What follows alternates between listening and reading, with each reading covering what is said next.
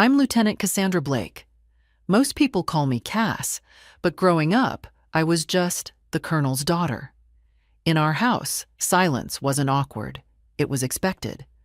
My earliest memories are the sound of polished boots on hardwood floors and the faint radio static from secure channels my father never turned off. He didn't believe in bedtime stories, only debriefings. I learned to salute before I could tie my shoes, and I knew better than to interrupt him during his post-mission write-ups. Everything in our home had rank: plates, chairs, even the damn dog. But me? I never seemed to earn one.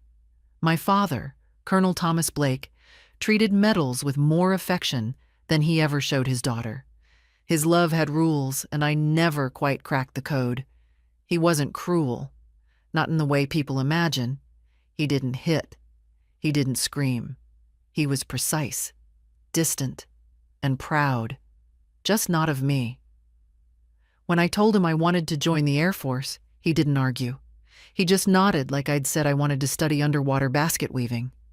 No anger, no encouragement, just nothing.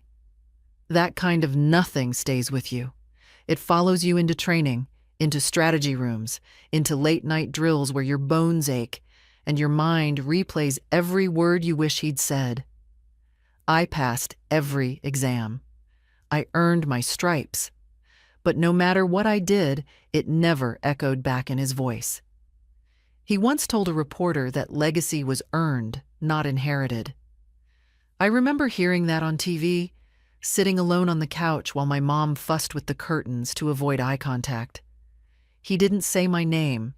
He didn't have to. In a world built on commands and confirmation, I was the variable he never calculated for. I carried his last name like a borrowed uniform, never quite mine, never fully earned. But deep down, I knew one day I'd rewrite what it meant to be a Blake. Not with speeches, with silence. The kind that holds power. The kind he would one day have to acknowledge. The conference room at Andrews Air Force Base smelled like burnt coffee and polished ambition. 40 officers lined the table, their uniforms sharp, their eyes sharper. I stood near the back, clutching the folder I'd spent 3 nights perfecting. The presentation had stalled on a tactical flaw I'd spotted 2 weeks earlier. The signal overlay in the proposed operation would create frequency bleed, risking mission integrity.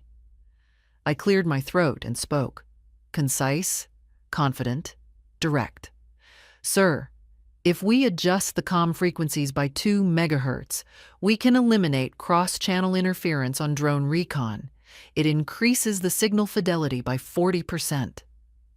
There was a moment of stillness. Eyes shifted, not to me, but to him. My father, Colonel Thomas Blake. He didn't even look up from the map projection. His tone was casual, polished, loud enough for every soul in the room to hear. Cass, sit down. This is not your lane. The silence that followed wasn't quiet. It pulsed like pressure in the chest. Chairs didn't creak. Pens didn't scratch. Nobody spoke, because no one had to. I sat down. Not because he was right, but because anything else would have felt like begging. And I swore I would never beg that man again. He carried on, re-explaining the very point I'd raised, but in his voice it became new, valid, actionable. One of the colonels nodded. Another murmured something about, "Good catch, sir."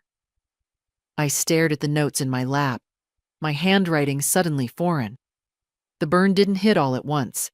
It spread slowly. Shame, rage. Not just at him, but at myself. For thinking maybe, just maybe, this would be the day he saw me as more than a daughter playing soldier. When the meeting ended, I lingered. My father brushed past with 2 generals in tow, laughing about green advisors who read too many manuals. None of them noticed me. Not really. On the way out, I caught my reflection in the security glass. My name tag, my rank, my uniform, all regulation, all perfect. But I looked like a ghost. Back in my quarters, I wrote 2 lines in my notebook. He doesn't think I belong in combat. He's right about one thing. I'm not made for combat. I was made to design it. They never said I was cut from the roster. The emails just stopped arriving. Briefings that once included me were suddenly full. I'd walk past closed doors and hear my own research discussed without my name. At first, I told myself it was an oversight. Later, I knew better. It was erasure. So I stopped waiting. I built my own file. Quietly, obsessively, I designed a full tactical framework for autonomous drone swarm coordination. It wasn't just a strategy. It was a new architecture for warfare. Code that could think.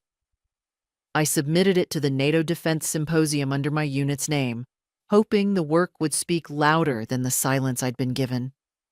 A month before the event, I received the program schedule. My name wasn't on it. In its place, Major Eric Holden, a man I had once mentored. I confronted Holden in the hallway. His voice cracked when he told me it wasn't his idea. "Your father thought it would get more traction if someone else presented," Holden said, looking at the floor. "He said the concept needed a stronger voice." I watched the live stream from my laptop. Holden stood on stage in Brussels under the lights I'd imagined for years. My model, my code, my diagrams. Reworded, rebranded. My father sat in the front row, nodding proudly. When the applause came, it didn't sting the way I expected.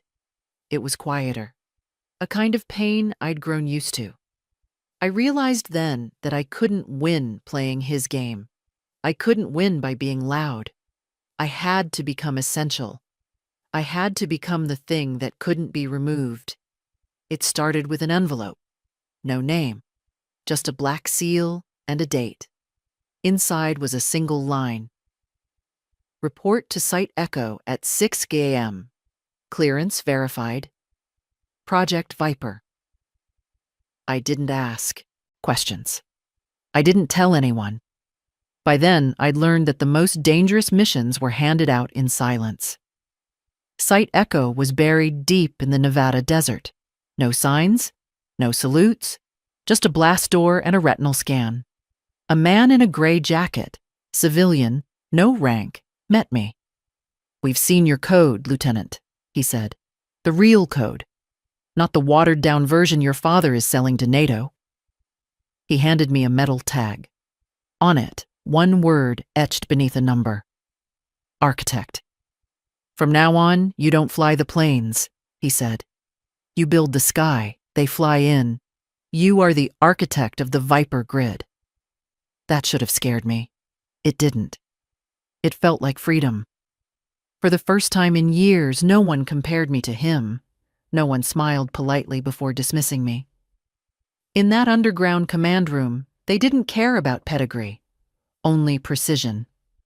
I disappeared. Cass Blake, the colonel's daughter, faded from view. She was just a mid-level officer pushing paper in a basement in Nevada. But the architect was busy. I rewrote the source code for the entire U.S. drone fleet.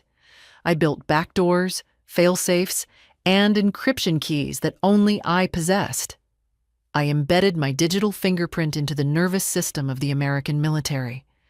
I wasn't just a cog in the machine anymore. I was the engine. 2 years later, the ballroom at the Ritz-Carlton in D.C. glowed with crystal light and polished egos. Officers in dress blues moved like actors across a set built on reputation. I stood near the edge, my uniform pristine. He saw me the second I walked in. Colonel Thomas Blake, retired now, is working as a senior strategy consultant for the Defense Department. He was wealthier, louder, and more arrogant than ever. His smile didn't change. It stretched across his face like it had 100 times before, as if nothing had ever happened. "Cass," he boomed, waving me over. "Everyone, this is my daughter. She works out in Nevada. Logistics, I think. Laughter rippled. Glasses clinked. A senator nodded with approval. I didn't flinch. I just held my glass, letting the words fall like static behind my eyes. "We were just discussing Operation Nightfall," my father said, puffing out his chest. "My team has finalized the strike package. We're going to neutralize the cell in Yemen by dawn. It's a masterpiece of strategy." He looked at me with that familiar pity. "Complex stuff, Cass. But someone has to keep the supply trucks running, right?" He'd taken it again. The mission, the glory. But this time, I knew something he didn't. I knew Nightfall relied on the Viper grid. I knew that because I built it. And I knew something else. Across the room, the director of the CIA met my eyes. No smile. Just a slow, barely perceptible nod. It wasn't a greeting, it was a signal. I turned toward the music. Jazz filled the air, soft and rehearsed. My father leaned in and whispered, "Try to enjoy tonight. Cass, don't look so sour. It reflects poorly on me." I looked past him, past the crowd, past the medals and the speeches. "I'm enjoying it, Dad," I said softly. "More than you know. Because tomorrow, the lights were going to turn on, and he wasn't going to like what he saw." The Situation Room was sealed by 5 UAM the next morning. Cold walls, tighter faces. Every chair is filled with stars and stripes. The air was recycled and heavy with the scent of impending violence. The sun hadn't risen yet. The deadline was approaching. My father stood at the center, standing in front of the massive digital map of Yemen. He was in his element. He was the expert. He spoke of discipline, of command structure, of necessary force. He pointed to a compound on the screen. "This is the target," my father declared. "My sources confirm the high-value target is inside. We have a 3-minute window before sunrise. I recommend immediate kinetic strike." The generals nodded. The Secretary of Defense leaned forward. "Are you certain, Colonel?" the secretary asked. "We can't afford a mistake here." "I stake my reputation on it," my father said. "My intel is solid. The drone fleet is holding pattern, waiting for my command." He turned to the console operator. "Prepare to fire." The operator typed the command. Nothing happened. The screen flickered. A red box appeared in the center of the map. "Access denied. Authorization override." My father frowned. "What is this? Glitch? Reset the system." "I can't, sir," the operator said, typing frantically. "The system is locked out. It's asking for the architect's key." "The what?" my father snapped. "Bypass it. We are losing the window." "I can't bypass it, Colonel. It's hard-coded into the kernel." Panic started to ripple through the room. "This is sabotage!" my father shouted, his face turning red. "Someone is blocking the strike! Get Cyber Command on the line!" "There's no need for that, Colonel." The voice came from the back of the room, from the shadows near the door. I stepped forward. I wasn't wearing my dress uniform anymore. I was wearing the gray tactical fatigues of Site Echo. No rank insignia. Just a name tape that read Blake and a patch on my arm. A coiled viper. My father turned. He looked confused. "Cass, what are you doing in here? This is a top-secret briefing. Get out." I ignored him. I walked past the generals. I walked past the Secretary of Defense. I walked straight to the main console. The operator looked at me. I nodded. He stepped aside. I placed my hand on the biometric scanner.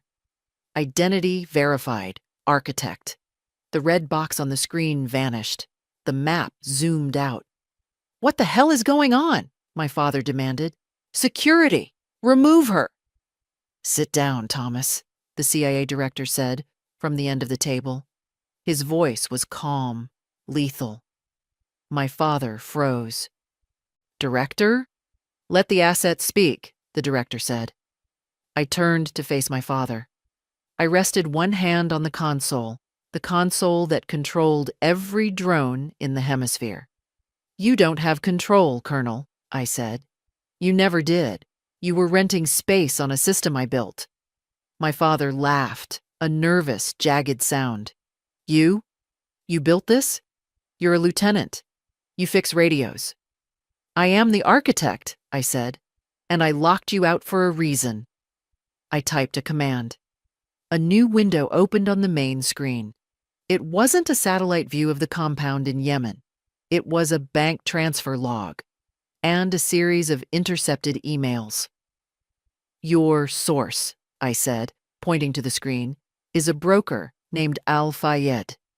You paid him $50,000 for the location of that compound." My father went pale. That's classified asset management." "Al-Fayed is a double agent," I said. "I've been tracking his encrypted comms for 6 months. He sold you that target because he knows you're arrogant. He knows you wouldn't double-check the human intel." I pulled up a new image, a thermal scan of the compound. "This is a real-time thermal scan from the drone I parked above the target 4 hours ago," I said. "Look at the heat signatures." The room looked. They weren't the heat signatures of soldiers. They were small, clustered, sleeping. "Children," I said. The room went dead silent. "That isn't a terrorist cell, Colonel," I said, my voice cutting through him like a blade. "It's a school. Al-Fayed fed you a fake target to trick the United States into bombing a classroom. It would have been a PR nightmare that crippled our operations in the region for a decade." I looked my father in the eye. "You were about to authorize a war crime because you were too lazy to verify your source." My father staggered back. He looked at the screen. He looked at the children. He looked at the bank transfers proving he had been duped. His reputation didn't just crack, it evaporated.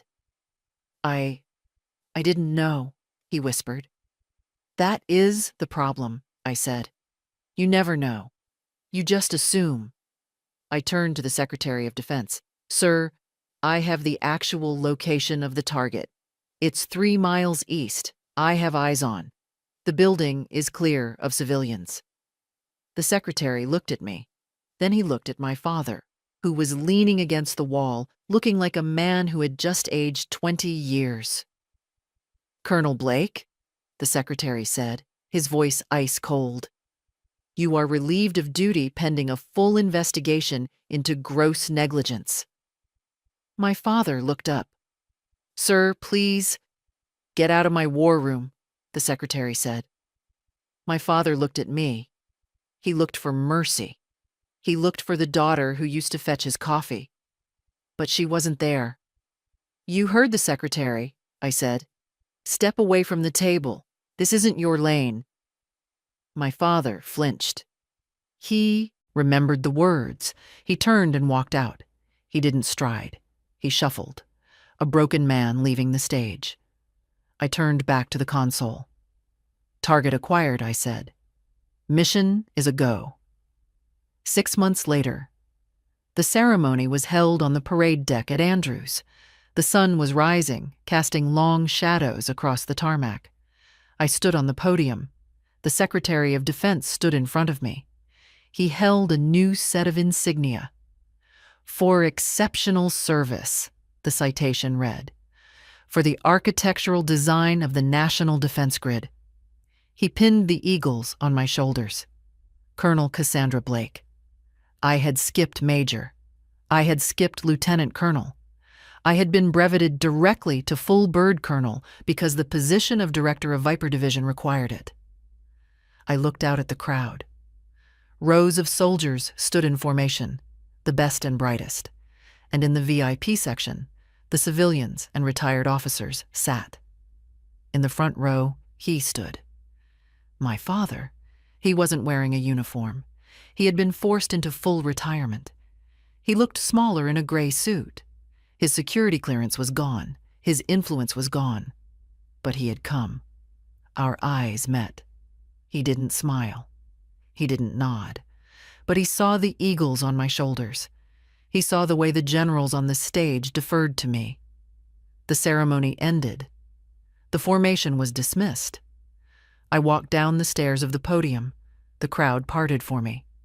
I walked straight toward my father. He stood his ground. He held his hat in his hands. I stopped in front of him. He looked at my rank. He looked at the face of the daughter he had ignored, the daughter he had silenced. The protocol was clear. A retired officer, when in the presence of an active duty superior officer, must render a salute if they wish to engage. He hesitated. His hand twitched. The silence stretched between us. It was the heavy, loaded silence of a lifetime. Then slowly, painfully, he raised his hand. He straightened his back. He snapped his hand to his brow. He saluted me. It wasn't a salute of pride. It was a salute of submission. It was an admission that the hierarchy had flipped. I was no longer the subordinate. I looked at him. I could have snubbed him. I could have walked away. But I was the architect. I built things that lasted. I didn't destroy things just for the sake of it. I returned the salute. Sharp. Perfect. The way he had taught me before I could tie my shoes. "At ease, Mr. Blake," I said. He lowered his hand. "Colonel," he said. His voice was rasping. "Goodbye, Dad," I said. I stepped past him. I didn't look back. I walked toward the black SUV waiting on the tarmac. My team was inside. The screens were glowing. The world was waiting. He gave me a name, but I built what it meant. And in that silence between us, I knew we both understood who was finally in command.